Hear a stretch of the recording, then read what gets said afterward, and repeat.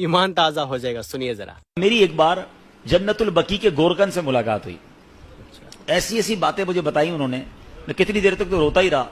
اور میں دو باتیں بتا دیتا ہوں, پھر کبھی موقع ملا تو اس پر تفصیل سے بات کریں گے. تو میں نے کہا یار کچھ تو بتاؤ جنت البقیع کے بارے میں, ایسا کیا ہے؟ ہم تو سنتے ہیں آپ تو قبروں میں قبر کھودتے ہیں, آپ تو جنت البقیع میں ہی ہوتے ہیں. کہتے ہیں عبدالحبیب بھائی پہلے بتائیں آپ کو میرے جسم سے خوشبو آ رہی ہے؟ میں نے کہا خوشبو تو بڑی آ رہی ہے, کون سا عطر لگایا ہے؟